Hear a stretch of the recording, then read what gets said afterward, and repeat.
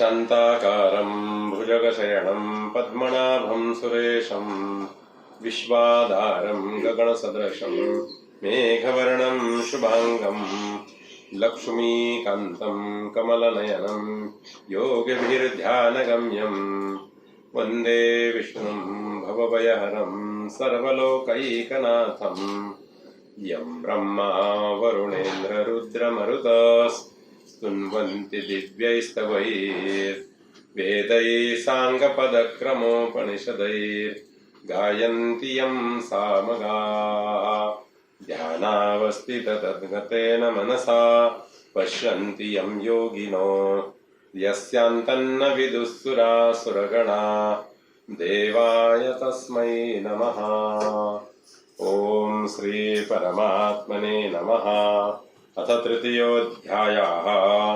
अर्जुन उवाच जायसी चेत्कर्मणस् ते मता बुद्धिर्जनार्दन तत्किं कर्मणि घोरे मां नियोजयसि केशव व्यामिश्रेणेव वाक्येन बुद्धिं मोहयसीव मे तदेकं वद निश्चित्यो येन श्रेयोऽहमाप्नुयाम्। श्री भगवान् उवाच लोकेऽस्मिन् द्विविधा निष्ठा पुरा प्रोक्ता मया नघो ज्ञानयोगेन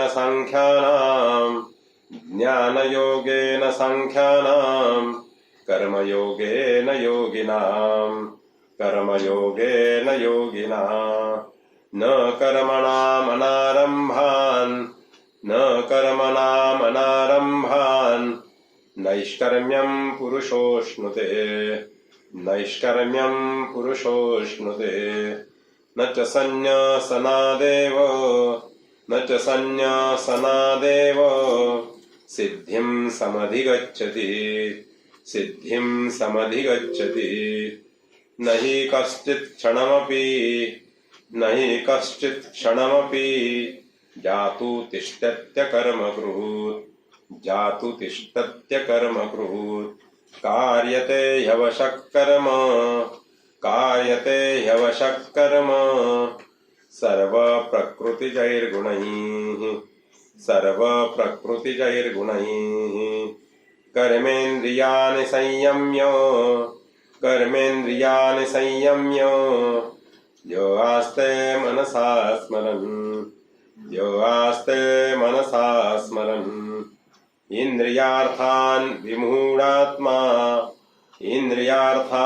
विमूढात्मा मिथ्याचार स उच्यते यस्मिन् इन्द्रियाणि मनसा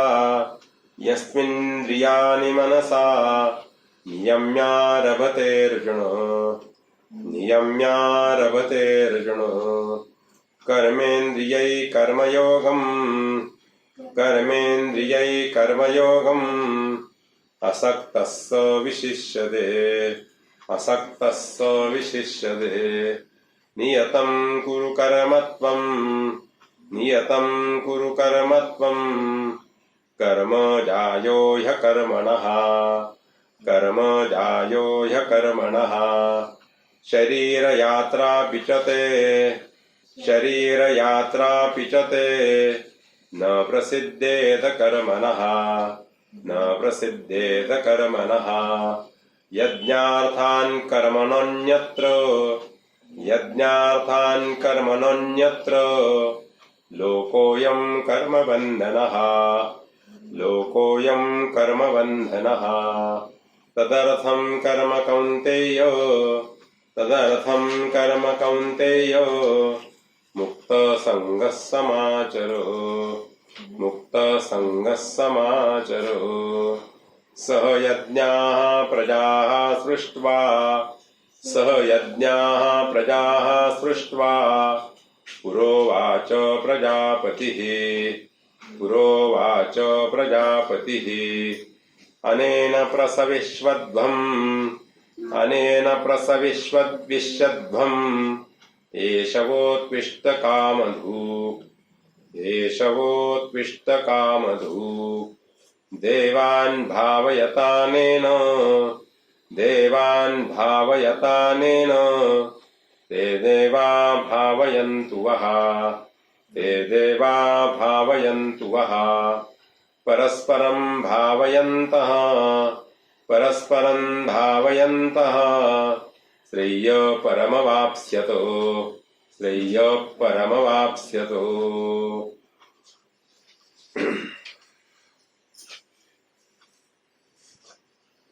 परत पहिल्या श्लोकापासून संता म्हणतो मी, आपण पण म्हणण्याचा प्रयत्न करा माझ्या मागे. ओम श्री परमात्मने नमः. अथ तृतीयोऽध्यायः. अर्जुन उवाच जायसी चेत्कर्मणस् ते मता बुद्धिर्जनार्दन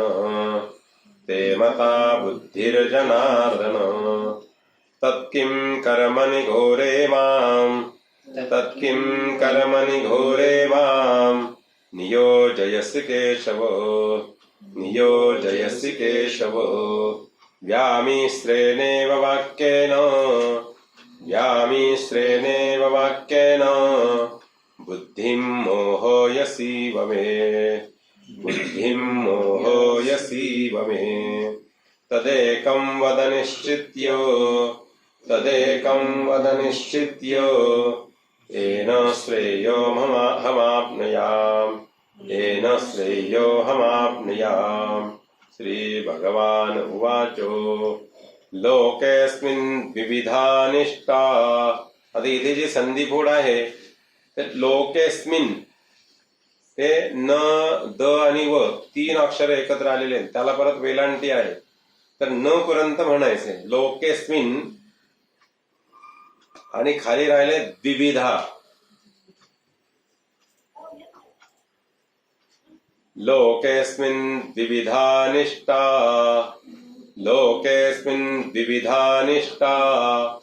पुरा प्रोक्ता मया नघो ज्ञानयोगेन सांख्यानां कर्मयोगेन योगिनां न कर्मणाम् अनारंभान्. आता इथे पण न ला न त्याच्यावर दोन मात्रा आहेत, फक्त एक न नळाचं म्हणायचं आहे, तो अर्धाच येईल. न आणि नैष्कर्म्य हा शब्द खाली शिल्लक राहील. चौथा श्लोक पहिली ओळ टिक मार्क करून घ्या पेन्सिलने, आपल्या लक्षात येईल असं. न कर्मणाम् अनारंभान् नैष्कर्म्यं पुरुषोऽश्नुते न च सन्न्यसनादेव सिद्धिं समधिगच्छति न हि कश्चित् क्षणमपि जातु तिष्ठत्य कर्मकृत् कार्यते ह्यवशः कर्म सर्वप्रकृतिजैर्गुणैः कर्मेन्द्रियाणि संयम्य यो आस्ते मनसा स्मरन् इन्द्रियार्थान् विमूढात्मा मिथ्याचार स उच्यते यस्मिन् इन्द्रियाणि मनसा यस्मिन् इन्द्रियाणि मनसा नियम्यारभतेऽर्जुन नियम्यारभतेऽर्जुन कर्मेन्द्रियै कर्मयोगम् कर्मेंद्रियै कर्मयोगम्. आता इथे जो म आहे हा अर्धा म इकडे ग च्या जोडून आणि खाली अ राहील तो असक्त सविशिष्यते असं म्हणायचं आहे. कर्मेंद्रियै कर्मयोगम् कर्मेंद्रियै कर्मयोगम् असक्तः सविशिष्यते असक्तः सविशिष्यते.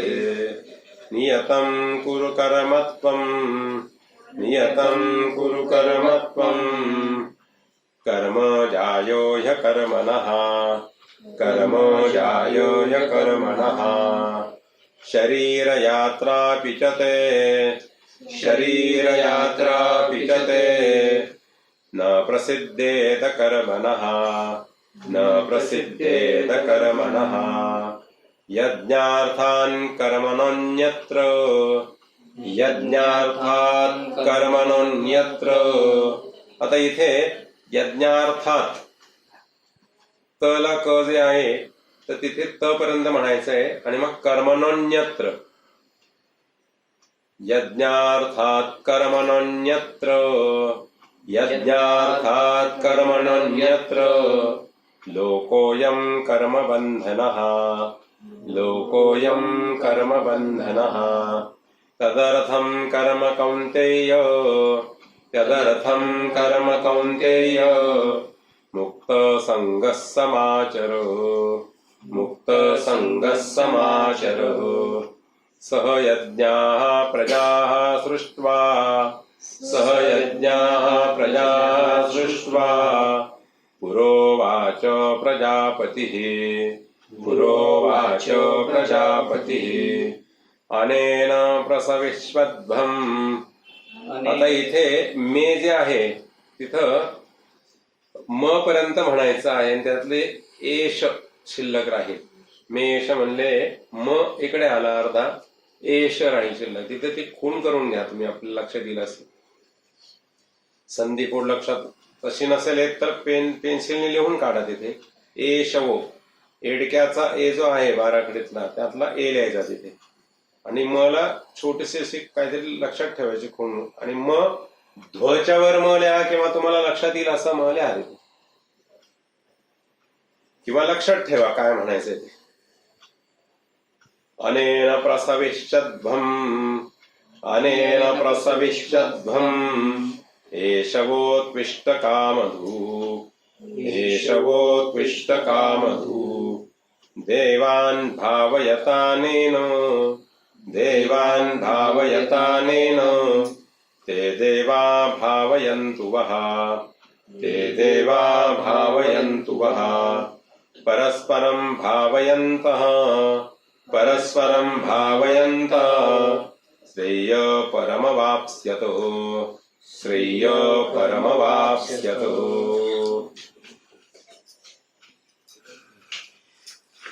आपल्या कुणाला शंका असेल ती विचारावी संधी विग्रहा संदर्भातली. सर्वांना आवाज आलाय का?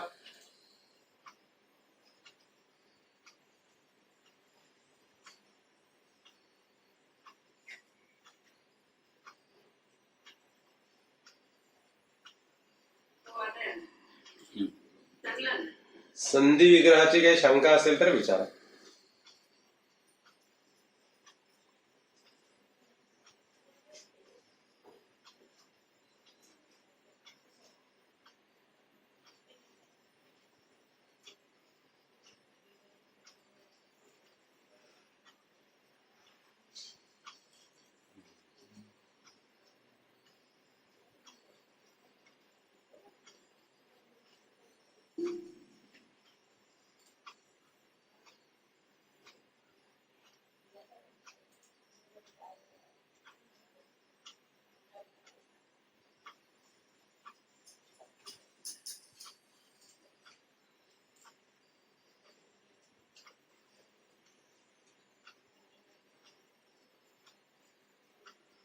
कुणाच्या काही शंका नाहीत का?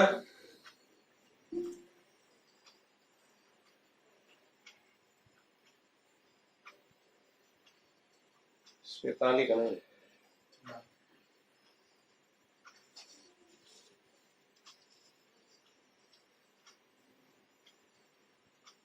आलेत का माळवे आले?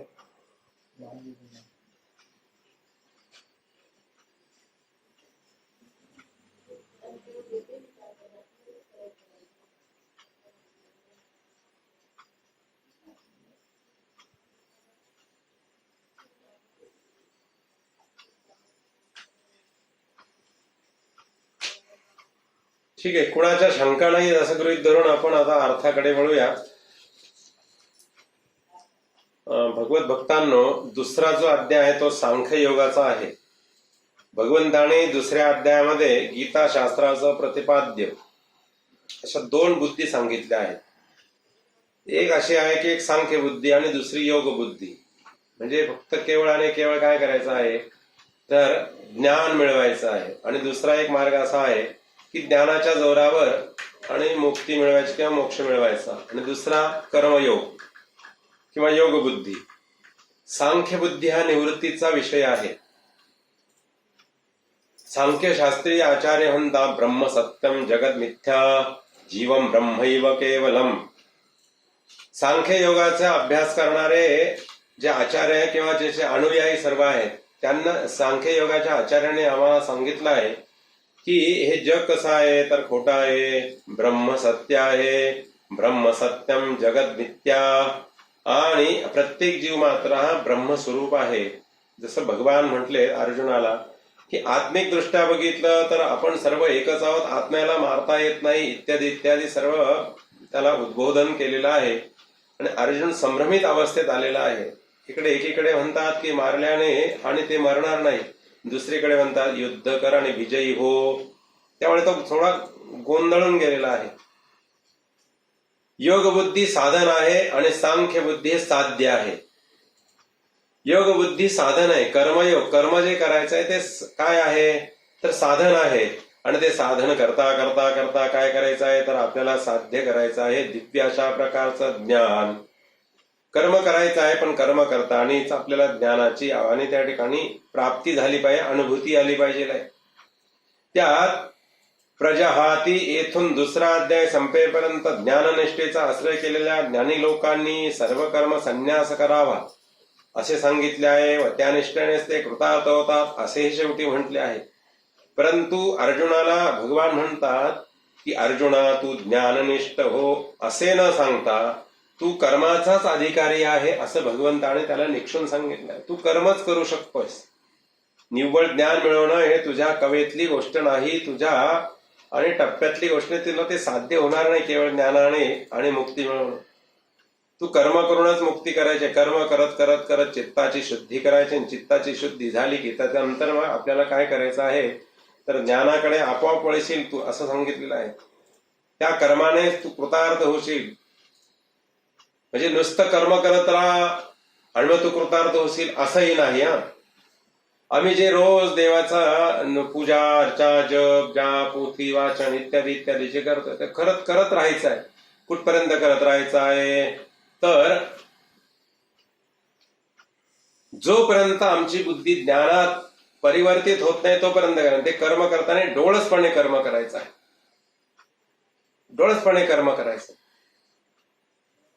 म्हणून कर्म न करण्याविषयी तू आग्रह धरू नकोस असे पण सांगितले. पण त्या कर्माने केवळ आणि तू कृतार्थ होशील तर तेही शक्य नाही. म्हण त्यानंतर तुला ज्ञानाच्या रस्त्याला जायचंच आहे. परंतु आधी कर्म सिद्ध कर, पक्व कर, मग तू ज्ञानाकडे वळशील आणि मग तुझी मुक्ती निश्चितपणे प्राप्त होईल. बुद्धी योगावून कर्म अत्यंत निकृष्ट आहे असे सांगितलं आहे. त्यामुळे अर्जुनाचं अंतःकरण व्याकुळ झालेलं आहे, आकुळ झालेलं आहे, गोंधळ आहे. कुणालाही पण असं होऊ शकतं ना की एकदा म्हणायचं की हे योग्य नाही, एकदा म्हणायचं की ते योग्य नाही तुझ्यासाठी, ते करण्यासाठी तू योग्य नाही, हे करत राहिलं तर हेच करत राहणं हेही योग्य नाही.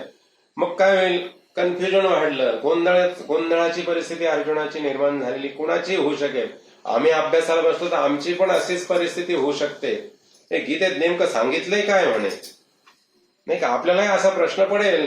नूतन असा अभ्यास करायला जर आपण गीतेला बसलो आपल्याला स्वतः संभ्रमित आवाज आहे नेमकं काय करावं म्हणे. मग आपण नेमकं कसं करायचं आहे पण भगवान इतर मुमुक्ष भक्तांना ज्ञाननिष्ठा म्हणजे साक्षात मोक्ष साधन सांगतात. मला मात्र जणू का मी भक्त आणि श्रेयवरती मुमुक्ष नाही असे समजून तू कर्म कर असा आग्रह करतात. पण कर्म तरी कोणतं करायचं? युद्धासारखं कर्म करायचं, ज्याच्यामध्ये आणि आपल्या डोळ्यासमोर दिसताय. मी त्यांना सांगून झालाय की माझे गुरु भ्राते आणि इत्यादिकांची हिंसाच आहे ना प्रत्यक्षपणे आपल्या हातून. मग असल्या कर्माच्या योगाने चित्तशुद्धी कशी होईल आणि या जन्मात मला ज्ञानरूप फल कसं प्राप्त होईल असाही. आणि त्या ठिकाणी त्याला प्रश्न पडलेला आहे, काय कसं ज्ञान प्राप्त होईल माझ्या हातून जर अशा प्रकारची हिंसा झाली, इत्यादी कर्म झाली तर. जास्त मला भगवंताने युद्ध करण्याची आज्ञा करणं किंवा त्याच्यासाठी प्रवृत्त करणं योग्य नाही असा अर्जुनाचा अभिप्राय स्वतःचा आहे. आणि त्याच्यामुळे आपोआप त्याचं चित्त व्याकुळ झालेलं आहे. साहजिक आहे, त्याने जो प्रश्न केलाय तो त्याच्या आकुलतेला साजेचाच आहे. परंतु भगवंताने त्याच्या प्रश्नाचे जे उत्तर दिलेले आहे ते शास्त्राच्या पूर्वोक्त विभागाला धरूनच आहे, त्याला सोडून अजिबात नाही. भगवान साक्षात श्रेय साधन ज्ञान निष्ठा इतरांना सांगतात आणि मला मात्र कर्म कर असं का सांगतात, हा प्रश्न अर्जुनाला पडला आहे.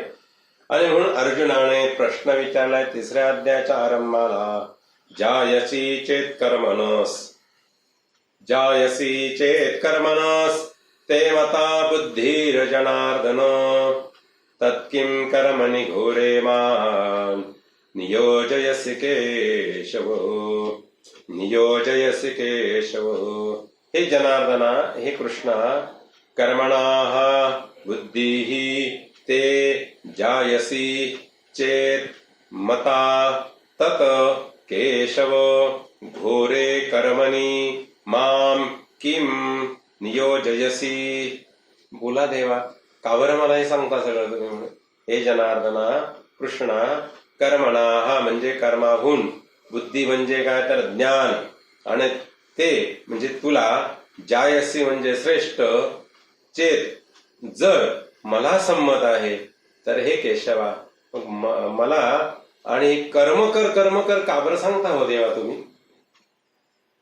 कर्माहून ज्ञान श्रेष्ठ आहे असा जर तुमचा निश्चय असेल तर मग तू मला घोर कर्मात का नियुक्त करतोस. भगवत भक्तांनो, योग हा योग बुद्धीतून काय करायचं आहे तर ज्ञान बुद्धीकडे किंवा सांख्य योगाकडे वळायचं आहे. सामान्यपणे ह्या गीतेचा अभ्यास करण्यासाठी बसलेले जी सर्व मंडळी आहेत, ही सगळी मंडळी जी आहेत यांनी किमान 10वी पर्यंत तर शिक्षण नक्की घेतलेलं असेल. म्हणजे आत्ताच्या परिस्थितीचा जर विचार केला सामान्यपणे 10वी पर्यंतच शिक्षण घेतलेलं असेल. आपल्याला साधारणपणे 7वी नंतर किंवा 8वीच्या पासनं 8वी 9वी 10वी शाळेमध्ये 3 प्रकारचे शास्त्र शिकवले गेलेत बघा. फिजिक्स, केमिस्ट्री आणि बायोलॉजी. त्याच्यामध्ये भौतिक शास्त्र जे आहे ना त्याचे काही प्रयोग आहेत, ते प्रयोग शाळेत जाऊन करायचे असतात. एखाद्या पदार्थाचं आकारमान ते ज्यावेळेस परीक्षा नळीतल्या आणि द्रवामध्ये घातलं जातं तर त्याच्या आकारमाना एवढं पाणी बाहेर पडतं. त्याच्यासाठी काय करायचं सांगितलं तर प्रयोग करायचा. आणि तो प्रयोग केल्यानंतर आपल्याला एक अनुमान सरते शेवटी सांगायचा आहे की याच्यातून आपल्याला काय प्राप्त झालेलं आहे. म्हणजे आपण एका वाक्यात काय लिहायचं अनुमान की हा ठीक आहे, इथं वस्तू आहे, त्याचा आकारमान आपल्याला जर मोजता येत नसेल तर द्रवाच्या रूपात इतकं मिली पाणी किंवा ते द्रव असेल ते बाहेर पडलं, त्या आकारमाना एवढं द्रव तो बाजूला सारतो आणि मग आपल्याला. आणि हा प्रयोग आपण रोज करतो, घरी सुद्धा करतो नेहमी. आपली बादली गच्च भरलेली असते आणि त्या बादलीमध्ये आपल्याला मग घालायचं असेल तर त्या मग जाण्यासाठी जोपर्यंत जागा होत नाही तोपर्यंत त्या बादलीत पाणी आपोआप बाहेर पडतं. तो मग जर आपण असाच्या असा खाली घातला तर आपोआप बाहेर पाणी पडतं. तो मग आडवा केला तरच त्याच्यात पाणी न पडता बाहेर. म्हणजे हे ज्ञान मिळवायचं आहे, त्याच्यासाठी हे कर्म करणं गरजेचं आहे. अशा प्रकारचं हा प्रयोग करणं गरजेचं आहे. आणि मग भगवान अर्जुनाला प्रश्न पडले की जर ज्ञान मिळवणं जर श्रेष्ठ आहे तर मग तुम्ही कर्म का करायला लावलं. जोपर्यंत आम्ही परीक्षेच्या आणि प्रयोगशाळेमध्ये जात नाही ना 8वीच्या वर्गात, आणि आम्हाला काहीच करायचं नसतं, फक्त तिथे काय आहे तर सर जे असतात, आपले जे शिक्षक असतात, ते एखाद्या मुलाला बाहेर इकडे बोलवतात वर आणि सगळ्यांना ते दिसतं की तिथं काय चाललेलं आहे आणि सगळ्यांनी त्या ठिकाणी सरांनी सांगितलेलं असतं त्यावेळेस, आणि आपण त्या मार्गातून गेलेलो आहोत सगळे, की प्रयोगशाळेत गेलो आणि त्या परीक्षा नळीमध्ये असा इत्यादी नाना प्रकारचे, आणि आम्हाला भौतिकशास्त्रात किंवा ह्या रसायनशास्त्रामध्ये सुद्धा काय तर दोन अम्ल एकत्र आणले की त्याची काय प्रक्रिया होते, त्याचं विघटन होऊन काय काय बाहेर निघतो, हे प्रत्यक्ष प्रयोगातून आम्हाला सिद्ध करून आणि लक्षात कायमचं राहिलेलं आहे. साधी गोष्ट आहे, आमचं दूध आहे ना, दुधात जर एक चमचाभर दही टाकलं, त्या दह्यातलं जे ऍसिड असेल किंवा काही घटक असतील त्याच्याने सगळं दूध दुसऱ्या दिवशी गोड लागणारं दूध आंबट लागायला सुरुवात होते. म्हणजे ती रासायनिक प्रक्रिया होते, आणि ते समजेपर्यंतचा जो कामाचा भाग आहे तो म्हणजे कर्मयोग आहे. आणि त्यानंतर मग ज्ञान. म्हणून म्हातारे आजी असतील ना, किंवा आपल्या घरी पूजेला आलेले गुरुजी असतात ना, ते गुरुजी काय सांगतात माहितीये का, आपल्या घरी पंचगव्य केलं आणि सगळीकडे घरामध्ये शिंपडायला सांगितलं, गुरुजी पहिली सूचना देतात, घरातलं कोणी रिकाम असेल तर येणे एवढं पंचगव्य घरात शिंपडून येतं का, आणि त्यानंतर लगेच सूचना देतात, बरं का हे शिंपडायला जाल पण दूध झाकून ठेवा, नाही तर दूध नसेल तुमचं एक थेंब पडला तर. कारण त्या पंचगव्यात काय आहे, गोमूत्र आहे, दही आहे, आणि त्यामुळे त्या दह्यामुळे ते दूध नासण्याची शक्यता आहे. तर हे जोपर्यंत आम्हाला समजत नाही तोपर्यंत एकदम जर सांगितलं ज्ञान तर लक्षात येईल का आमच्या. म्हणून भगवान म्हटले छोटं छोटं कर्म कर आणि कर्मामधूनच तुला आणि काय करायचं. मग तर ते कर्म कसं करायचं हे मात्र दुसऱ्या अध्यायात विस्तृतपणे सांगितलंय. निस्पृहतेने करायचंय ते कर्म, निस्पृहतेने. लाभालाभो जया जयो, कशाचा संकल्प करायचा नाही, मला अमुकच मिळेल तमुकच मिळेल, मग तुम्हाला ज्ञान मिळेल ना, मग तुम्हाला ज्ञान मिळेल. तोपर्यंत ज्ञान मिळणं अवघड आहे. पण भगवंताला अर्जुन म्हणता की हे प्रभो, कर्माहून जर ज्ञान श्रेष्ठ आहे असा जर तुझा निश्चय आहे, मग मला हे असे घोर प्रकारचं कर्म का करायला लावता सांगा बरं तुम्ही. आणि व्यामिश्रेणेव वाक्येन बुद्धिं मोहयसीव मे तदेकं वद निश्चित्य येन श्रेय हमाप्नुयाम. व्यामिश्रेणेव इव, व्यामिश्रेण इव म्हणजे काय तर जणू काय अत्यंत घोटाळ्याचा, गोंधळाचा, आणि हा सगळा शब्दप्रयोग तुम्ही केलेला आहे म्हणे. कन्फ्युजन केलं माझ्या मनात, काय करावं नाही. मी तर ठरवून टाकलं युद्ध करायचं नाही. तुम्ही म्हणता युद्ध करणंच योग्य आहे, हे तुमच्या बोलण्यामुळे मी अजून जास्ती गोंधळात पडले म्हणे. व्यामिश्रेण इव म्हणजे जणू काय अत्यंत घोटाळ्याच्या वाक्याने. आणि मे बुद्धिं मोहयसीव, बुद्धिं मोहयसीव मे म्हणजे मे बुद्धी म्हणजे माझ्या बुद्धीला, मोह यसी इव म्हणजे तू मोहातच पाडलंय का ह्या बोलण्यामुळे, माझ्या बुद्धीला मोहत पाडलेस का, काय करावं नेमकं. पण तुझी आज्ञा टाळताही येत नाही, पण ती पाळायची असेल तर त्रासही खूप होतोय अजूनही माझ्या मनाला. मला समजतच नाही अजून सुद्धा मी काय केलं पाहिजे नेमकं. तद एकम वद निश्चित्य, म्हणून भगवंता एकच काहीतरी सांगा ना तुम्ही मला, एकच काहीतरी सांगा ना तुम्ही मला. तद एकम वद निश्चित्य, एकच काहीतरी सांगा मला काय करायला पाहिजे मी ते, ज्यामुळे आणि काय होईल. येन श्रेयः हमाप्नुयाम. एकच काहीतरी सांगा ना. हमाप्नुयाम म्हणजे प्राप्त होईल. श्रेयो हमाप्नुयाम ह्या शब्दाची फोड कशी आहे. श्रेयाः अहम आपनियाम तत एकम निश्चित्य वद. एकच काहीतरी सांगा ना देवा तुम्ही. अर्जुन गोंधळून केला, कारण ह्या दुसऱ्या अध्यायामध्ये ज्ञानाची इतकी उंची गाठलेली आहे, त्याला सांख्ययोग हे नाम त्या ठिकाणी दिलेलं आहे. पहिला योग कुठला आहे. 18 योग आहेत. 18 योग. आज कुठला दिन आहे तर योगाचा दिन आहे म्हणून, नाही का. 21 जून योग साधना करण्याचा दिन. पहिला योग कुठला आला. अर्जुन विषाद योग आला, दुःखाचा योग आला. दुसरा सांख्ययोग आलेला आहे. दुसऱ्या अध्यायाचा योग सांख्ययोग. तिसऱ्या अध्यायाचा योग कर्मयोग. आता कर्मावर बोलणार आहेत भगवान तिसऱ्या अध्यायात पूर्णपणे. तिसऱ्या अध्यायात दुसरा काहीही विषय नाही, फक्त कर्म आणि कर्म. कर्माची भिन्न भिन्न प्रकारच्या आणि दिशेने काय काय दिसतं, कसं दिसत आहे ह्या सगळ्याचा उहापोह किंवा त्याच्यावर दृष्टिक्षेप भगवान या ठिकाणी टाकणार. अर्जुनाचा प्रश्न त्याच्याच अनुषंगाने आलेला आहे. भगवंताला त्याने प्रश्न विचार, संदिग्ध भाषणाने तू काय, संदिग्ध जे भाषण केले त्याने मला आणि मोह पडला आहे. यास्तव माझा आवरण अधिकार इत्यादिकांना योग्य असल्या प्रकारचं एकच श्रेय साधन निश्चितपणे सांगावं, बाकी काही नको म्हणून देवा, बाकी मला. आणि हे जास्ती गोंधळाचं वातावरण झालं. श्री भगवान उवाचु, भगवंत म्हणतात, लोकेस्मिन् विविधा निष्ठा पुरा प्रोक्ता मया नघो ज्ञानयोगेन सांख्यानां कर्मयोगेन योगिनां. आता अर्जुनाची अवस्था कशी आहे? मया अनघ. अनघ म्हणजे काय? अघ म्हणजे काय? अघ म्हणजे पाप. अनघ म्हणजे काय? तर निष्पाप. अघ म्हणजे काय? तर पाप आहे. म्हणून भगवंताने सगुण लीलेमध्ये आघासुराचा, पापाचा काय केला? नायनाट केला. पाप गिळतं महाराज आम्हाला. म्हणून अजगर, आघासूर काय करत होता? सगळ्या सवंगड्यांना तोंडामध्ये गिळायला निघाला होता. तर अनघ म्हणजे काय? निष्पाप. अर्जुन कसा आहे? निष्पाप झालेला आहे. आता अर्जुनाला काही समजत नाही नेमकं काय करावं, आणि त्यामुळे तो अतिशय लहान बालक असं असतो ना, त्याप्रमाणे भगवंताकडे खूप व्याकुळतेने आणि आतुरतेने प्रश्न विचारतोय, पृच्छा करतोय की भगवंता एकच काहीतरी नक्की सांगा ना, हो मला असं का सांगता, हे कर ते कर, आणि त्यातलं हे श्रेष्ठ आहे, परंतु ते आत्ता तू करू शकत नाही. काय गंमत आहे? मग हे श्रेष्ठ आहे. दोन वस्तू आहे, त्या दोन मध्ये ही श्रेष्ठ आहे, ही थोडीशी कनिष्ठ आहे. आणि तू हे श्रेष्ठ कर्म जे आहे, हे श्रेष्ठ जे मार्ग आहे किंवा श्रेष्ठ जी गोष्ट आहे ती आत्ता करू शकत नाही, म्हणून तू ही 2 नंबरची गोष्ट कर, असा अर्जुनाच्या मनात भाव झालेला आहे. कर्म करणं म्हणजे कनिष्ठ दर्जाचा आहे, आणि ज्ञान मिळवणे श्रेष्ठतम दर्जाचा आहे, असा अर्जुनाचा भाव झालेला आहे. आणि त्यामुळे अर्जुनाने विचारलं, मला असं का सांगता, गोंधळून का टाकता देवा तुम्ही? भगवान म्हणले, लोकेस्मिन् विविधा निष्ठा पुरा प्रोक्ता मया नघो ज्ञानयोगेन सांख्यानां कर्मयोगेन योगिनां.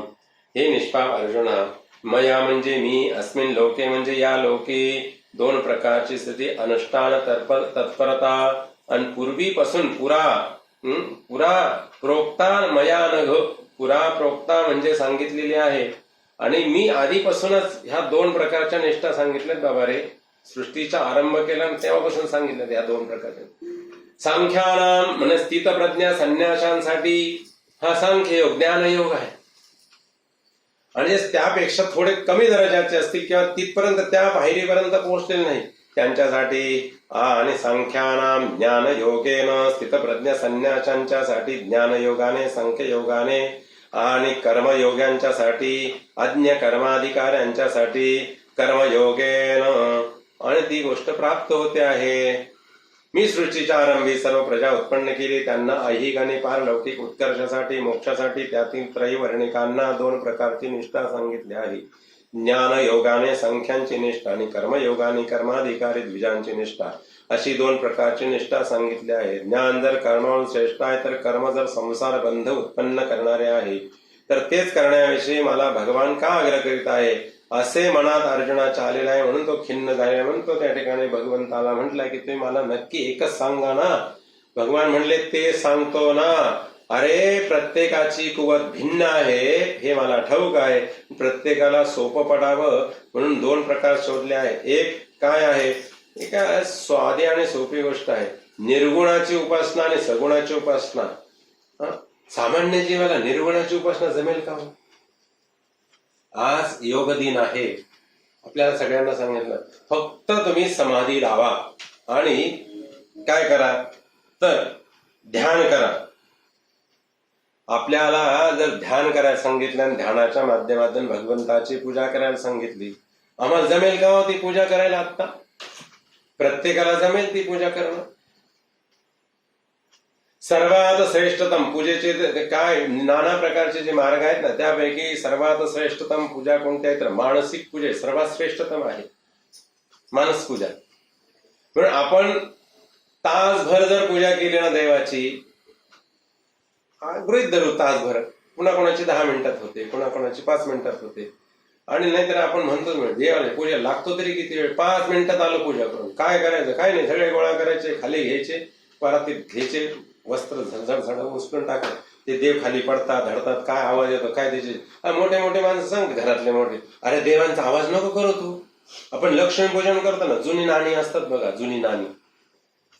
त्या नवीन मुलाला कौतुकाने आई वडील म्हणतात तू बस पूजेला, त्याला ते एवढी मोठी नाणी डबाभर असतात ना ते ओंजळवर, ती नाणी एक एक एक एक उचलून पुसून ठेवायचा कंटाळा येतो, किंवा काय त्याची मानसिकता असते त्याला ठाऊक.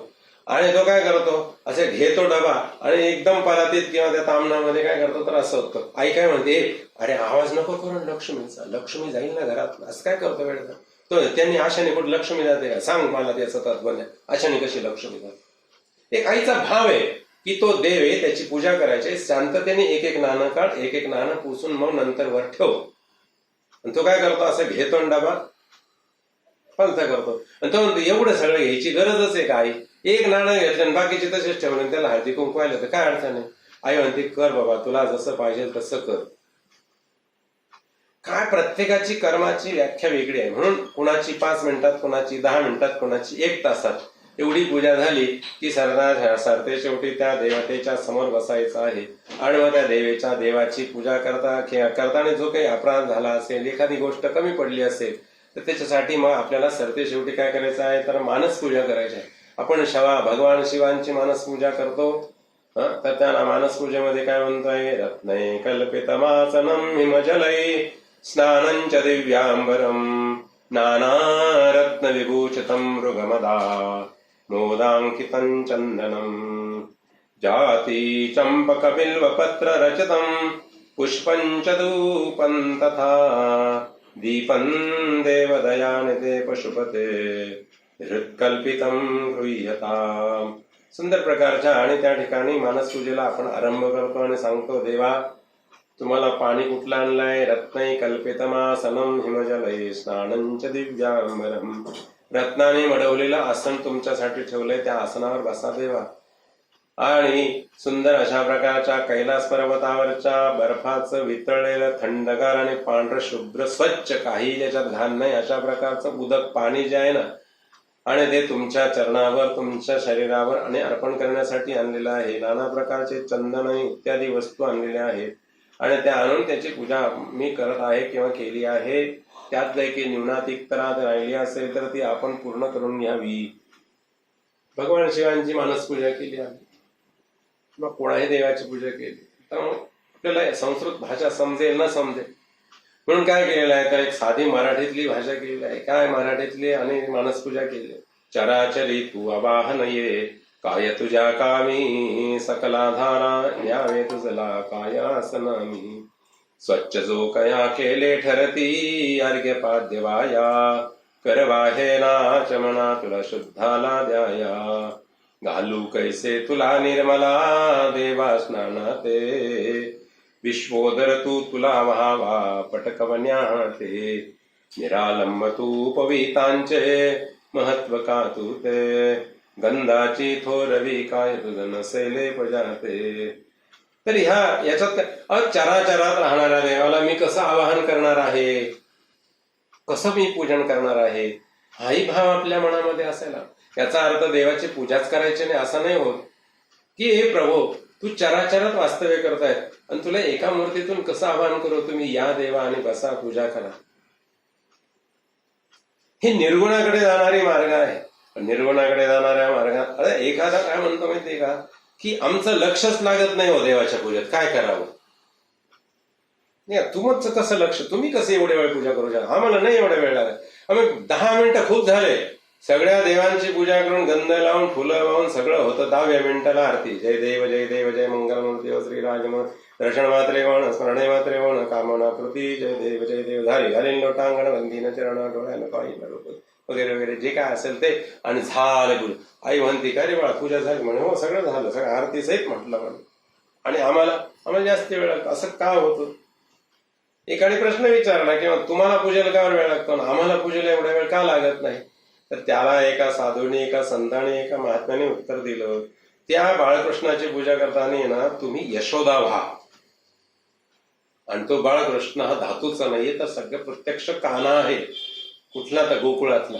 आणि ती यशोदा जेवढे लाड पुरवते ना त्याचे, त्या कानाचे, ची कल्पना करा की मी यशोदा आहे तो माझा कान्हा आहे. मग त्याला पूजा करताना इतकं प्रेम द्या, इतकं प्रेमाने वात्सल्याने त्याची पूजा करा.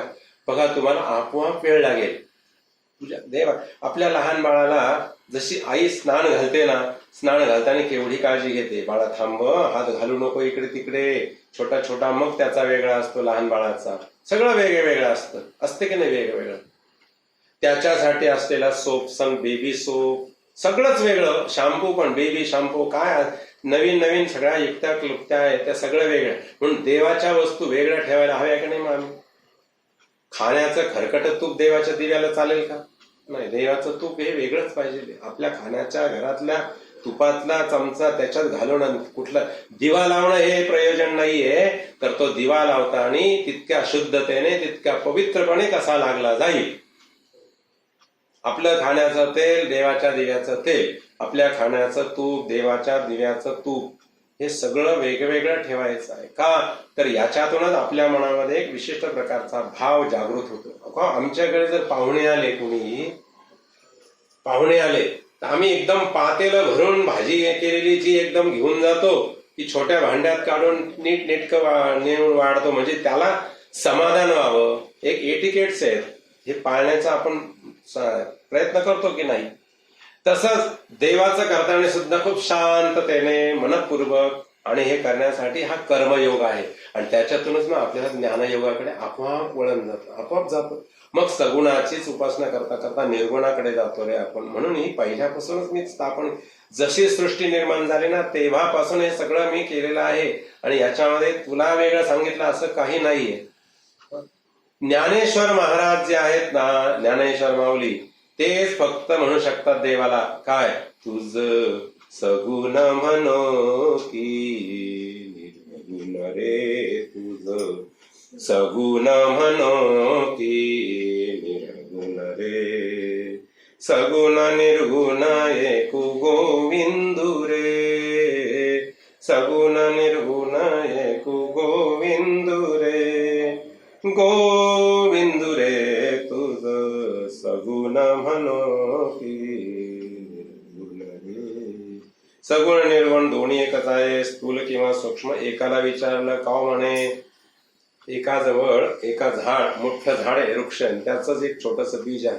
आणि एका विद्वानाने दुसऱ्या विद्वानाला विचारलं का म्हणे हे बी आणि हे याचं मला विश्लेषण करून सांगा बरं. त्या दुसऱ्या एका विद्वानाला जो प्रश्न विचारला त्याने विचार केला. ते म्हटले की स्थूल रूपातलं बीज म्हणजे वृक्ष, बर का. स्थूल रूपातलं बीज म्हणजे वृक्ष आहे आणि सूक्ष्म रूपातला वृक्ष म्हणजे बीज आहे. काय गंमत. त्या शब्दांची कोटी समजली का आपल्याला. स्थूल रूपातलं बीज म्हणजे वृक्ष आहे आणि सूक्ष्म रूपातलं वृक्ष म्हणजे बीज आहे. जे बीजालाच बीजाचाच वृक्ष होतो तो व्यापक स्थूल झाला, मोठा झाला. बीजाच्या रूपाने केवढा होता, छोटासा होता. म्हणून भगवान माऊली म्हणते तुझं सगुण म्हणो की निर्गुण रे. सगुण निर्गुण दोही एक गोविंदू रे. सगुणातही देव आणि तो त्या गोविंदच आहे आणि निर्गुणातही देव हा देवच आहे, परमात्माचा आहे. आणि हे ओळखण्यासाठी मी तेव्हापासून सृष्टीच्या निर्मितीपासून दोन प्रकारची निष्ठा सांगितलेली आहे. ज्ञान जर कर्माहून श्रेष्ठ आहे तर कर्म संसार बंध उत्पन्न करणारे आहे. आणि मग ते तुम्ही मला का सांगता, ते कर्म करता करता निष्कामतेकडे कसं जायचं ही कला आहे. आणि ती कला जी शिकवायची ना ते तुला सांगतो आता भगवान म्हटले. आता ऐक म्हणे जरा. न कर्मणाम अनारंभान नैष्कर्म्यम पुरुषोष्णुते न च संन्यासना देव सिद्धिम समधिगच्छति. भगवान म्हटले पुरुष म्हणजे काय तर अधिकारी पुरुष, कर्मणाम म्हणजे विहित कर्मांच्या, अनारंभात म्हणजे आरंभापासून कर्मानुष्ठान आरंभ केल्यापासून, आणि ज्ञानयोग निष्ठेला न अश्नुते म्हणजे प्राप्त होऊच शकत नाही कुणालाही. आपण आता ह्या उदाहरण जे आहे भगवंताने हे जे सांगितलं हे आधीच आपल्या आणि दृष्टिक्षेपात आपण टाकून गेलं. लहान मुलाला जोपर्यंत आम्ही प्रलोभन दाखवत नाही तोपर्यंत ते मूल शाळेत जायला किंवा शिकायला तयार होतच नाही महाराज. त्याला तुम्हाला काहीतरी प्रलोभन दाखवावं लागतं, पण एक वेळ अशी येते की त्याला प्रलोभनाविणं स्वतः अजून अभ्यास करावा अशी अवस्था आपोआप येते. आणि हीच काय आहे तर कर्मयोगातून सांख्ययोगाकडे जाण्याची प्रक्रिया आहे महाराज. भगवान खूप सोप्या आणि साध्या सुटसुटीत भाषेत. 10वी-12वी पर्यंत जाणाऱ्या मुलाला ना काहीतरी बक्षिसाची अपेक्षा असते, पण एकदा 12वी पास झालं आणि त्याला एकदा लक्षात आलं की आपल्याला हे उद्दिष्ट साध्य करायचं आहे, व त्याला कुठल्याही प्रकारच्या प्रलोभनाची कष्टाची गरज, तो वेडा होतो ध्येयानी, त्या ध्यासानी आणि वेडा होतो. आणि तो स्वतःच इतका अभ्यास करतो त्याला आई वडील बहीण भाऊ सगळे म्हणतात अरे बस पुरे करतो, म्हणतो नाही मला हे करणं गरजेचं आहे, करायलाच पाहिजे. त्याला त्यावेळेस कोणी सांगत नाही तू अभ्यास कर का, तो ध्येयाने प्रेरित झालाय. आता त्याला लक्षात आलं मला काय मिळवायचं. आणि तोच मुलगा जर 10 वर्षापूर्वीचा बघितला तर त्याला आई सारखी सांगत तुला आवडेल ते देते, पण तू अभ्यास कर बाळा, एवढा फक्त एवढा होमवर्क तुला करावा लागेल. एवढा करतोस का बाळा, पण तुला आहे ना जे आवडेल ते, आज काय तुला हवं फ्रूट सॅलेड, बरं फ्रूट सॅलेड देते, पण तू अभ्यास कर, होमवर्क कर स्वतः. पण त्याला 12वी नंतर जेव्हा ध्येयाने प्रेरित झाला त्यावेळी त्याला असं प्रलोभन सांगावं लागेल नाही तुला फ्रूट सॅलेड देईल, तू एवढा अभ्यास कर, एवढा टेक्स्ट बुक तू आता काय कर रिडिंग कर, नाही सांग. तो म्हणतो आई तू खायला देऊ नको, मला वाचू दे, माझा वेळ जातो त्याच्यामध्ये. काय झालं तर सगुणाकडून निर्गुणाकडे जाण्याची त्याची अवस्था प्राप्त झाली. म्हणून कुठलाही जीव, भगवान म्हणले न कर्मणा मनारंभान नैष्कर्म्यम पुरुषोष्णुते न च संन्यासनादेव सिद्धिम समधिगच्छति. भगवान म्हणले कोणताही अधिकारी पुरुष विहित कर्मांच्या आरंभापासून कर्मानुष्ठान आरंभ केल्याशिवाय आणि तो तिकडे आणि त्या आपल्या ध्येयापर्यंत पोहोचू शकतच नाही, निर्गुणाकडे जाऊ शकत नाही. आणि संन्यास मार्गाला जाण्याच्या आधी आपल्याला काही काळ तरी आणि संसारातली कर्म करावीच लागतात. यास्तव चित्त शुद्धीला नित्यनैमित्तिक कर्मांच्या अपेक्षा आहे. यास्तव कर्माच्या अनुष्ठानाला आरंभ केल्यापासून नैष्कर्म्य पद प्राप्त होणं अवघड आहे, खूप दुरापास्त आहे. ज्ञानरहित केवळ कर्म त्याग केल्याने काही निष्कर्म्य सिद्धी प्राप्त होत नाही. आणि म्हणून सगुणातूनच निर्गुणाकडे जाता येतं, असं एकदम जाता येत नाही महाराज. एकदम नाही, अशक्य नाहीये, अजिबात शक्य नाहीये. ज्ञानरहित कर्म संन्यासाने नैष्कर्म शुद्ध सिद्धी का मिळत नाही ते भगवान सांगतायत. नाही कश्चित क्षणमपि जातु तिष्ठत्य कर्मकृत कार्यते यवशक कर्म सर्व प्रकृती जैर्गुणैः. भगवान म्हटले न ही म्हणजे काय तर कारण, आणि काय कश्चित ही कश्चित क्षणम अपि अकर्मकृत जातु न तिष्ठति ही अवशाः सर्व. आणि काय म्हणलंय भगवंतानी, प्रकृती जैः गुणैः कर्म कार्यते. म्हणजे याचा अर्थ असा आहे की कोणीही जीव, कोणीही व्यक्ती क्षणभर सुद्धा आणि कर्म न करणारा कर्म सोडून केव्हाही राहू शकत नाही. कर्माच्या अधीन असलेला प्रत्येक प्राणी प्रकृती पराधीन असल्यामुळे हर एक जीव आणि काय करता येते ईश्वराच्या अचिंत्य शक्तीपासून झालेल्या ही सत्व रज तमो गुण रूपी आणि जी काही आणि ही सगळे प्रकृती बनलेली आहे ना, त्याच्यामध्ये कुठल्या ना कुठला कर्म निश्चितपणे करत असतो प्रत्येक आज्ञा जीवाकडून. आणि हे गुण जे आहे सत्व रज तम हे कर्म करून घेत असतात. अनात्मज्ञ सकाम पुरुष शास्त्र विहित कर्म आरंभित नाही, तो संन्यासी नव्हे तर ढोंगी आहे असं भगवान म्हणतात.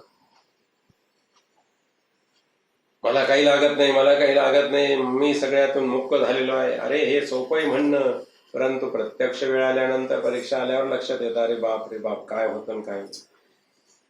म्हणून भगवान म्हटले की हे सोपं काम नाही अर्जुना. एकही क्षणभर आणि कोणताही जीव ह्या सत्व रजतम प्रकृतीपासून ह्या 3 गुणापासून जी प्रकृती बनलेली आहे आणि त्यामध्ये आणि त्या ठिकाणी तो त्या कर्माशिवाय राहूच शकत नाही. आणि जर कोणी म्हणत असेल ना माझं कशातच लक्ष नाही, हा केवळ ढोंग आहे म्हणे. हे नुसतं काय तर अवडंबर आहे नुसतं, हे ढोंगी सगळे. कर्मेंद्रियाणि संयम्य यास्ते मनसा स्मरन् इंद्रियार्थान् विमूढात्मा मिथ्याचार स उच्यते. यः विमूढात्मा कर्मेंद्रियाणि संयम्य इंद्रियार्थान् मनसा स्मरन् आस्ते स मिथ्याचारः उच्यते. भगवान म्हटले कर्मेंद्रियांचं संयमन करून मनाने विषय चिंतन करणारा संन्यासी नसून ढोंगी आहे.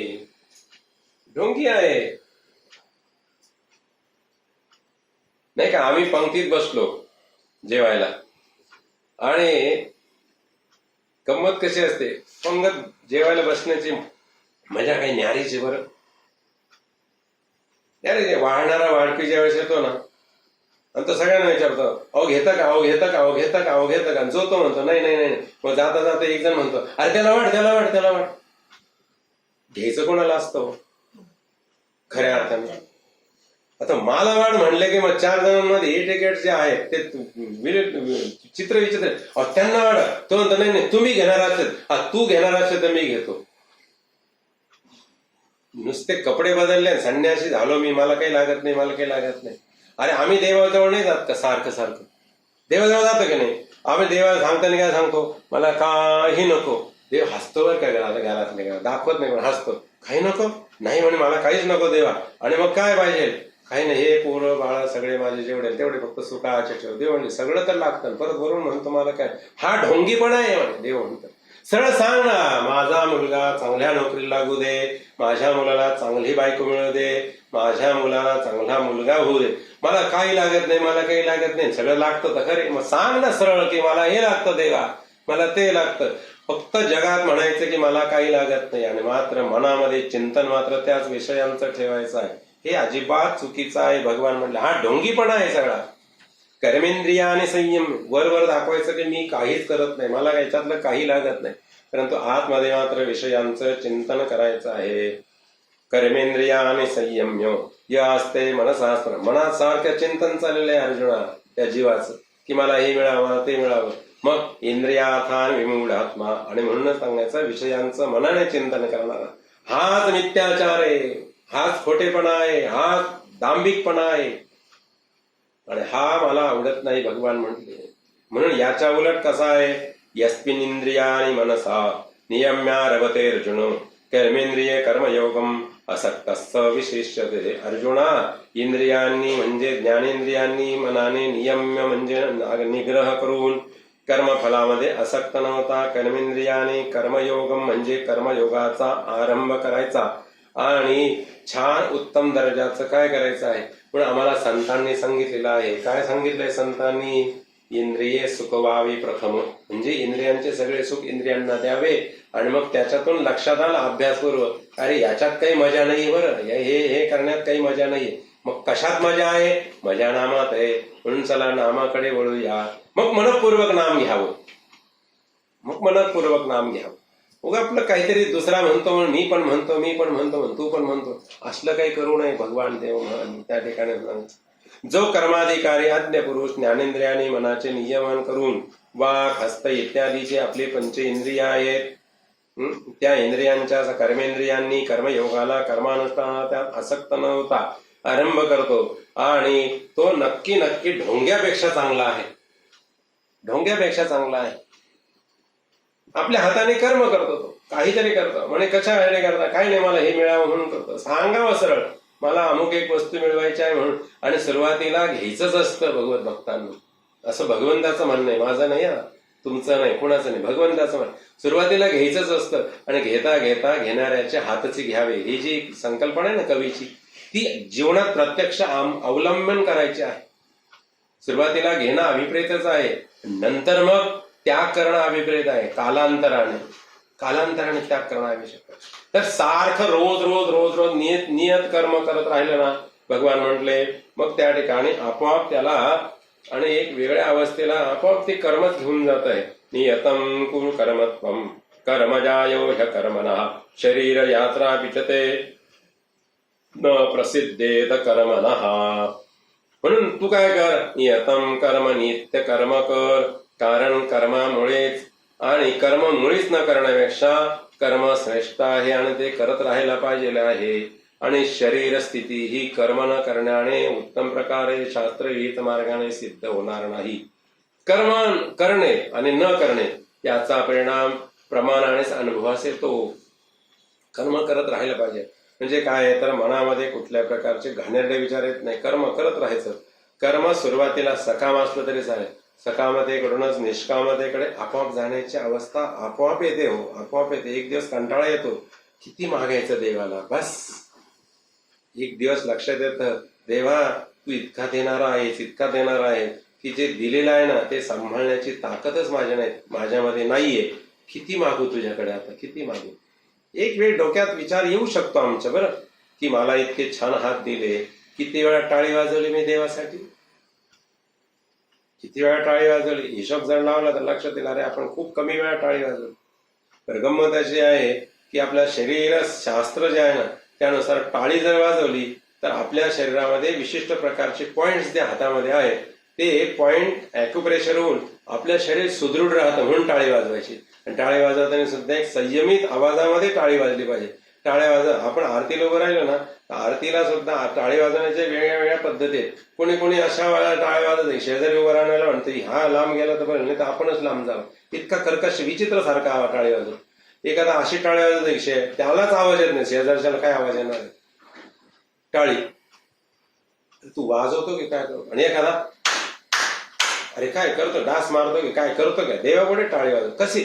या प्रत्येक गोष्टीला एक शास्त्र आहे हो. मधुर आवाज आला पाहिजे, आपल्या प्रत्येक गोष्टीत मधुरता आली पाहिजे. म्हणून भगवान म्हणले काहीच कर्म न करण्यापेक्षा कर्म करत राहायचं, परंतु ते कर्म करत असताना डोळसपणे करायचं आहे. मग निश्चितपणे आपल्याला अनुभव येईल आणि निश्चितपणे तू ज्ञान मार्गाकडे आपोआप वळशील रे, आपोआप वळशील. तर तू चिंता करायचं काही कारण नाही. भगवान म्हणले नियतम कर्म कुरु, भगवान म्हणले नियतम कर्म कुरु कर्मत्वम कर्म जायो ह्य कर्मणा. म्हणजे तू नियत म्हणजे नित्य नैमित्तिक कर्म आणि करायला हवं. कुरु म्हणजे कर, ही म्हणजे कारण, अकर्मणा म्हणजे कर्म मुळेच न करण्यापेक्षा कर्म, आणि श्रेष्ठ आहे कर्म करत राहायला हवं. परंतु ते कर्म केल्याने शरीर स्थिती सुद्धा सुंदर राहील आणि तू छान अशा प्रकारचे तुझं जोपर्यंत जीवन आहे ना तोपर्यंत तू सुदृढ अवस्थेला राहशील. तुझं मन, तुझं शरीर हे सुदृढ अवस्थेत राहील, नाही का. काही आपल्या अनुभव येतो, आपण जर एक ठराविक 4 ते 5 दिवस हाताची शरीराची जर विशिष्ट प्रकारची हालचाल केली नाही ना, कालांतराने आपण ती हालचाल करायला विसरून जातो. शरीर जर चांगलं राहायचं असेल, सुदृढ राहायचं असेल तर हालचाल झाली पाहिजे, कर्म करायला हवं आहे. आणि म्हणून कर्म बंधाला कारण होणार आहे असल्यामुळे करू नये असे जर तू म्हणत असेल तर हे चुकीचं आहे. कर्म बंधाला कारणीभूत ठरू नये याच्यासाठी काही युक्त्या आहेत, त्याही तुला सांगतो म्हणे, ऐकून घे. यज्ञार्थात कर्मणोन्यत्र लोकोयम कर्म बंधनः तदर्थम कर्म कौन्तेय मुक्तसंग समाचरो. अयम लोकाः यज्ञार्थात कर्मणः अन्यत्र कर्म बंधनाः निकायत्र कौन्तेय मुक्तसंगाः तदर्थम कर्म समाचरो. तर गंमत अशी आहे, भगवंताने सांगितलंय यज्ञार्थात कर्मणोन्यत्र म्हणजे ईश्वराच्या साठी आणि ईश्वराच्या प्रित्यर्थ कर्म जे करायचे आहेत ती कर्म केल्याने कसल्याही प्रकारचा कर्मबंध आपल्या जीवाला प्राप्त होत नाही. अन्य कुठल्या कर्माने आपल्याला कर्मबंध प्राप्त होण्याची शक्यता आहे. आता गंमत अशी आहे, ईश्वराची जी उपासना आहे की ईश्वरासाठी जी कर्म करायचे आहे, ईश्वरार्थ केलेले कर्म आणि मनुष्य आणि बंधनाला कारणीभूत ठरत नाही, आणि ईश्वरार्थ न केलेलं कर्म आपल्याला बंधनासाठी कारणीभूत ठरतं. तर हे मात्र आपल्या प्रत्येकाने आपापल्या बुद्धी चातुर्याने ओळखायची गरज आहे. बरं, हा सर्व कर्माधिकारी मानव वर्ग ईश्वराच्या आराधनेसाठी केलेले जे कर्म आहे त्यात बद्ध होत नाही, आणि ईश्वरार्थ न केलेल्या कर्माने बद्ध होतो. म्हणून अर्जुना, तू ईश्वरासाठी मुक्त संग म्हणजे कर्मफलाविषयी आसक्ती सोडून कर्माचे आचरण कर.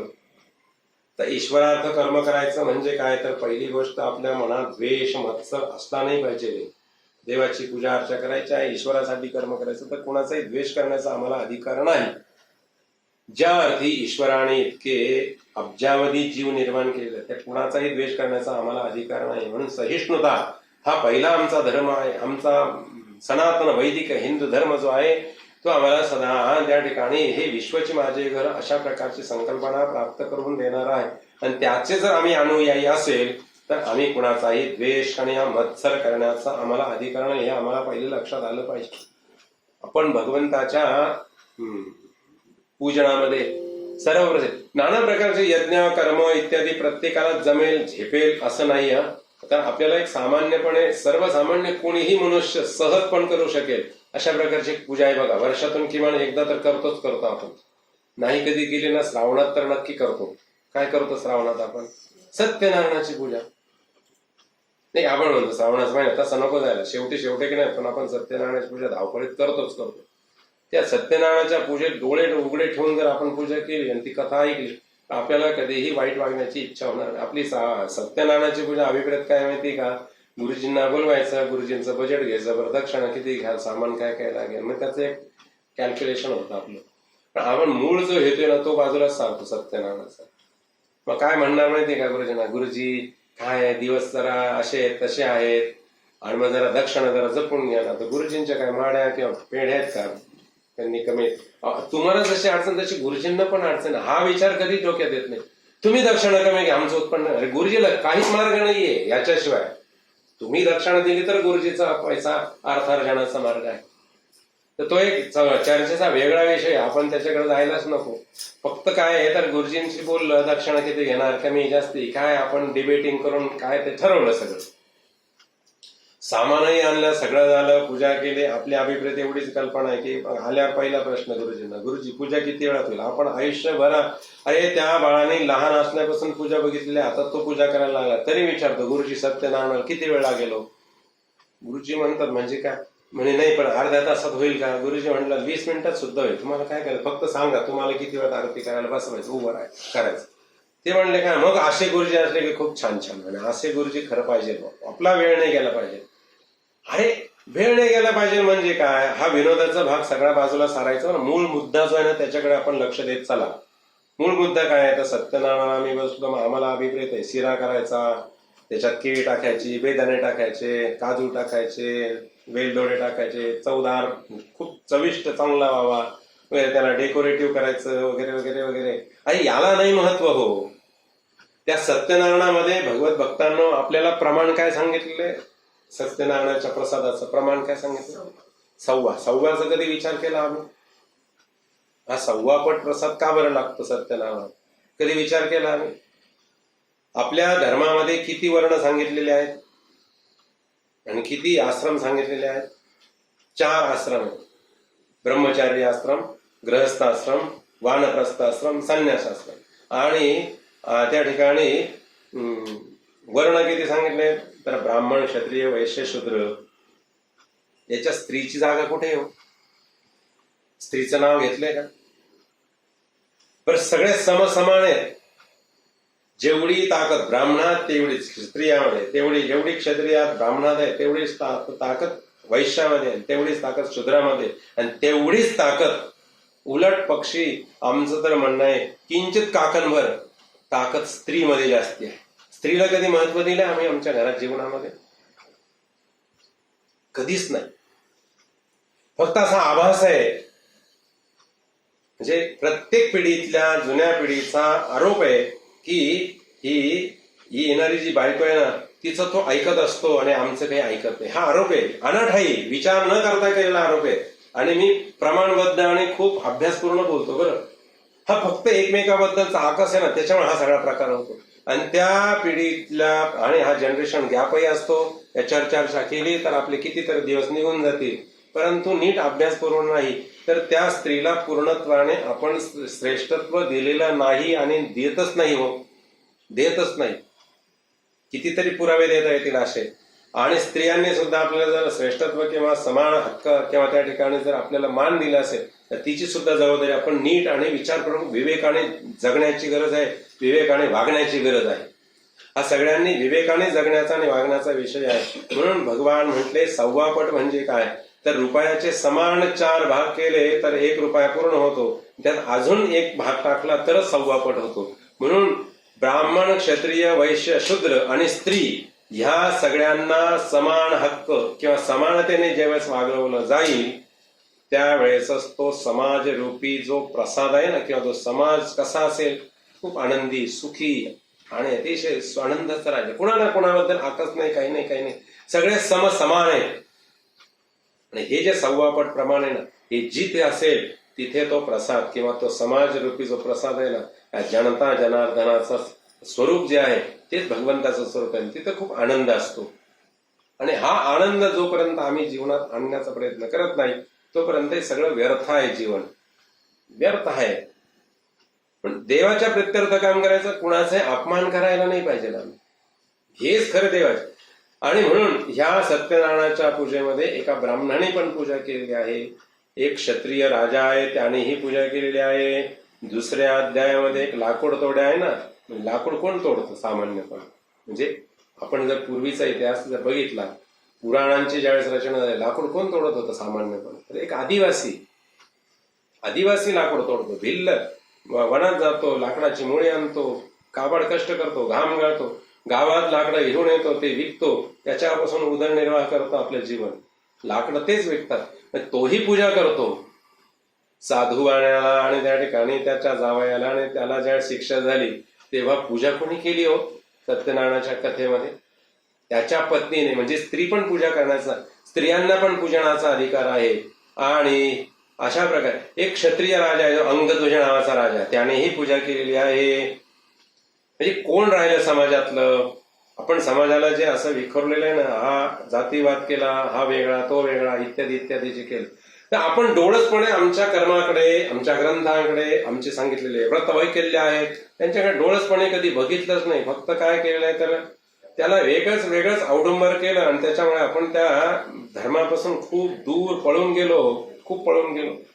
पण भगवंताची जी अपेक्षा बघा, अंगध्वज राजा काय करतो? वनात जातो, शिकार करतो, वडाच्या झाडावर येतो. वडाच्या झाडाजवळ आल्यानंतर तो खूप दमलेला आहे, भागलेला आहे, म्हणून तो तिथं श्रमपरिहारार्थ बसलेला आहे. त्याच ठिकाणी गोपगण मोठ्या भक्तिभावाने सत्यनारायणाची पूजन करत असलेले आपण बघितले. त्याने बघितलं, त्यानंतर तो म्हटलाय की ही शिकार झाली म्हणजे हिंसा झाली, हिंसेमुळे विवेक नष्ट झाला आणि अविवेक जागृत झाल्यामुळे अपपरभाव जागृत झाला. त्याने त्यांचा तिरस्कार केला आणि त्याने त्या प्रसादाचा त्याग केला आणि मग त्याचं सगळं वैभव नष्ट झालं. त्याला आणि अंतर्मुख होऊन त्याने परत एकदा पूजा केली, सगळ्यांना बरोबर घेतलं.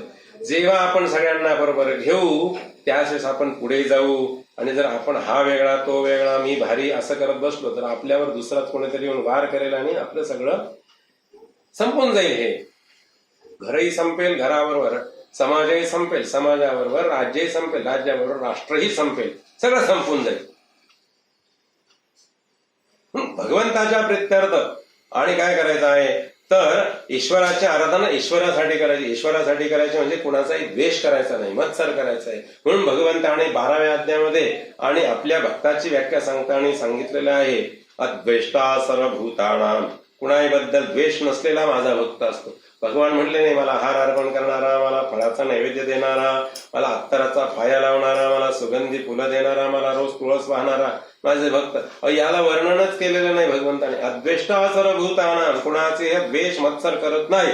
आता द्वेष मत्सर करायचं नाही म्हणून आपण मग देवाला काय करतोय तर सुमनाने पूजले ईश्वरासी, सुमनाने पूजले ईश्वरासी आणि सुमनाने पूजले ईश्वरासी. श्लेष अलंकार आहे हा. सुमन नावाच्या मुलीने ईश्वराची पूजा केली. सुमन म्हणजे सुंदर झालेलं मन, निस्वार्थी निष्कपट झालेलं मन. आणि सुमन म्हणजे फुल, फुलानेच ईश्वराचं पूजन केलं, परंतु सुंदर मनाने आणि सुमन नावाच्या मुलीने पूजा केली. म्हणून हा श्लेष अलंकार आहे, एकच ना अक्षर आहे, अर्थ भिन्न भिन्न आहे. पण ईश्वराच्या प्रित्यर्थ कर्म जो करेल ना त्याला त्या ठिकाणी काय बोलतात, कर्माच्या विषयीची आसक्ती राहत नाही. आणि आसक्ती नसेल तर ते कर्म तुम्हाला बंधनकारक ठरत नाही, तो तुम्हाला ज्ञानमार्गाकडे घेऊन जातो. म्हणून भगवान म्हणले, अयम लोकाः यज्ञार्थात् कर्मणाः अन्यत्र कर्मबंधनाः कौन्तेया मुक्त संघाः तदर्थं कर्म समाचरो. म्हणजे अर्जुना, यज्ञार्थात् कर्मण्यत्र लोकोऽयं कर्मबंधनाः तदर्थं कर्म कौन्तेय मुक्त संघ समाचरो. सर्व कर्माधिकारी मानव वर्ग ईश्वराच्या आराधनेसाठी जो कर्म करतो त्यात तो बद्ध होत नाही. आणि जो स्वतःच्यासाठी आणि ईश्वरार्थ न करता कर्म करतो तो मात्र त्या ठिकाणी बंधनाला कारणीभूत ठरतो अर्जुना. म्हणून त्याने काय करायला हवंय, सहयज्ञाः प्रजाः सृष्ट्वा पुरोवाच प्रजापती अनेन प्रसविश्वध्वम् एषवोत्तिष्ठ कामधुः. आता 10व्या श्लोकामध्ये भगवान अर्जुनाला पुढे घेऊन झाले कर्म करता आणि व्याख्या समजून सांगू लागलेले आहे. प्रजापती पुराः सहयज्ञाः प्रजाः सृष्ट्वा अनेन आणि प्रसविश्वध्वम् आणि एषा वाहा इष्टकामधूक अस्तु इति उवाचो. भगवान म्हटलेले आहेत, अरे फार पूर्वी सृष्टीचं सृजन करण्याच्या वेळेस प्रजापती म्हणजे स्रष्टा ब्रह्मदेव, सृष्टीच्या आरंभी म्हणजे पुरा म्हणजे सृष्टीच्या आरंभाला फार पूर्वी सृष्टीचा ज्यावेळेस आरंभ झाला त्यावेळेस काय केले, सह यज्ञास वर्तमान आणि प्रजा म्हणजे 3 वर्णांचा आणि सृष्टा म्हणजे उत्पन्न करता झाला. आणि या सृष्टीचं सृजन करायच्या वेळेस ब्रह्मदेवाने यज्ञाची निर्मिती केली म्हणे. आणि कसा केलेला आहे तर त्या ठिकाणी त्याच्यातूनच आणि वाढ केलेली आहे. प्रजांचा सृष्टा 3 वर्णांचा यज्ञाचं उत्पन्न करून यज्ञाने तुम्ही आपली वृद्धी करून घ्या आणि तो तुमचं आणि मनोरथ पूर्ण करून देईल, अशा प्रकारचा सांगता झालेला आहे. हा यज्ञ काम कसा देणार, यज्ञ काम कसा देणार आपल्याला, की आपल्या इच्छा पूर्ण कशा करणार हेही सांगितलेलं आहे. आणि म्हणून सृष्टीची निर्मिती ज्यावेळेस झाली ना, काय ब्रह्मदेव आणि नाभी कमलातून निर्माण झाले. ब्रह्मदेवाकडे यज्ञपात्र आलेलं आहे, यज्ञ कुंड आलेला आहे. आणि यज्ञाच्या माध्यमातून तुम्ही काय करा तर देवाची आराधना करा आणि त्याला प्रसन्न करून घ्या, तुमच्या इच्छा पूर्ण करील असं त्याने सांगितलं. तर यज्ञ कसा आहे तर 3 वर्णांनी युक्त आहे, सत्व रज तम. 3 मेखला आहेत यज्ञाला, आणि सत्व रज आणि तम. सर्वात खालची जी मेखला आहे ती सावळी आहे, मधली आहे ती रजत आहे, आणि वरची आहे ती पांढरी शुभ्र आहे, सत्व रज तम अशी मेखला आहे यज्ञाची. आणि त्या यज्ञामध्ये आहुती देऊन किंवा प्रयत्न करून काय करायचं, तुम्हाला त्या देवतेपर्यंत पोहोचायचं आहे. आणि ह्यासाठी हा सगळा यज्ञ करायचा, प्रयत्न करायचा, असं ब्रह्मदेवाने आम्हाला सृष्टीच्या सुरुवातीला सांगितलं. हा यज्ञ आम्हाला काम कसं देणार, आमची इच्छा पूर्ण कशा करणार, तर तेही तुम्हाला सांगतो म्हणे. भगवान उत्तर देतात, देवान भावयतानेन ते देवा भावयंत्वः परस्परम भावयंता श्रेय परमवाप्स्यतो. ह्या अनेन म्हणजे ज्याविषयी बोलतायत त्याला संबोधन आहे. काय आहे तर अनेन म्हणजे या यज्ञाच्या योगाने. देवान म्हणजे इंद्रादी देवांची, आणि काय करायचं भावयत म्हणजे तुम्ही वृद्धी करा. इंद्रादिक देवांना अवधी द्यायच्या. आपण यज्ञाला बसलो आणि नवग्रहांचं हवन केलेलं आहे, तर कृष्ण या सूर्याला दिली, नंतर चंद्राला दिली, नंतर मंगळाला दिली, बुधाला दिली, गुरूंना दिली, शुक्र, शनी, राहू, केतू. मग सूर्याच्या आधी देवता ईश्वराग्नी, आणि चंद्राच्या आधी प्रत्यादेवता काय आहे तर उमा आप. मंगळाचे आधी आणि प्रत्यादेवता काय आहे तर त्या ठिकाणी भूमी आणि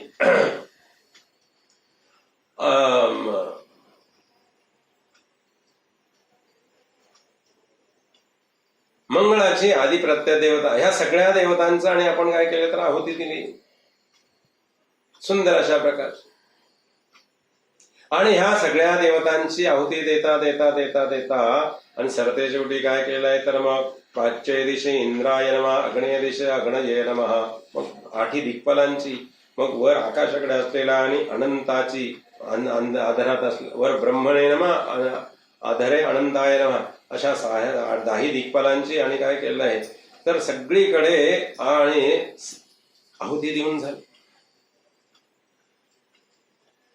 ईश्वर अग्नी, उमा आप, स्कंद भूमी, विष्णू नारायण, त्यानंतर असलेला ब्रह्म इंद्र इंद्राणी, त्यानंतर यम प्रजापती, त्यानंतर असलेला काल आणि सर्प, ब्रह्म आणि इंद्र, मग गणपती, त्यानंतर दुर्गा, वायू इत्यादी इत्यादी. हे सूर्याच्या अवतीभोवती असलेल्या सप्तदेवता आणि 10 दिक्पाल या सगळ्यांची आहुती दिलेली आहे. आणि मग काय करेल तर तुम्ही त्या इंद्रादी देवांची भाववृद्धी, आणि त्या देवतेला आहुती दिली की त्यांची वृद्धी होते, ते आपल्याला आशीर्वाद देतात. देवान भावयतानेन ते देवा भावयंत्वः परस्परम भावयंता श्रेय परमवाप्स्यतो. अनेन म्हणजे या यज्ञाच्या योगाने, देवान म्हणजे देवांची, इंद्रादी देवांची तुम्ही काय करा भावयत वृद्धी करा, आणि ते देवा तुमची काय कराल तर ते वृद्धी करतील. व्हायसो वर्षा असा प्रकारचा नियम आहे. तुम्ही देवांना द्या, देव तुम्हाला देतील, हाच प्रकार आहे हा सगळा. हे देव कुठले, हे सामान्य देव आहे, इंद्रादिक देव. आता आपण जे वर्णन केलं नवग्रह, त्यानंतर त्याच्या आधी देवता, प्रत्यादेवता, हे सगळ्याच्या सगळ्या देवता किती आहेत भगवत भक्त नवग्रहाच्या मंडलावर. काही प्रघात बघितले तर 42 देवता आहेत, काही प्रघात बघितले, काही ओक बघितले तर 44 देवता आहेत नवग्रहांचे. या 44 देवतांना तुम्ही खाऊ घातलं तर ते देवता तुम्हाला पण त्या ठिकाणी धष्टपुष्टता देतात. पण आपल्याला जीवनात अडचण आली तर आपण मग गुरुजी सांगतात आपल्याला नवग्रह शांती करून घ्या, तुम्ही सगळं तुमचं सुरळीत चालेल, धंदा पाणी काय आरोग्य काय अडचणी असतील त्या सगळ्या दूर होतील. आणि नवग्रहांचं आवाहन केल्यावर कधी आयुष्यात कधी कोणत्या गोष्टीची अडचण आली असेल तर ती दूर व्हायला मदत होते. म्हणून भगवान काय म्हणले, तुम्ही यज्ञादी करून आविर्भागाने देवतांना प्रसन्न करा, त्याच्यामुळे तुम्हाला वृष्टी मिळेल, अन्न मिळेल, सगळं काही तुमचं भरण पोषण होईल, त्या देवतेंचंही भरण पोषण होईल, तुमचंही भरण पोषण होईल. छान अशा प्रकारचा हा उपक्रम चालू राहील कायमचा.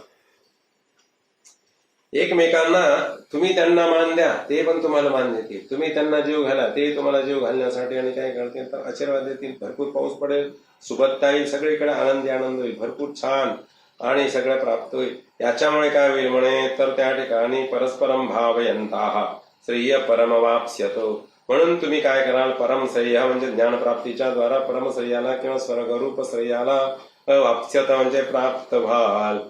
कर्म केल्याने काय काय मिळतं याची व्याख्या भगवान या ठिकाणी करत आहेत, की कर्म करताना कसं कसं करायचं आणि हेच कर्म निष्कामतेकडे कसं न्यायचं हाही भगवान आणि मार्ग सांगणार आहे. सुरुवातीला तर आपल्याला काहीतरी मिळाल्याशिवाय आणि आपण कोणीच काही करणार नाहीये, आम्हाला काहीच मिळत नाही, मग कशाला कोण काय करेल. म्हणून आधी काय करायचं आहे तर देवान भावयताने, ज्या देवतांना तुम्ही अन्न द्या, किती कणभर द्यायचं, ते काय तुम्हाला मूठभर देतील.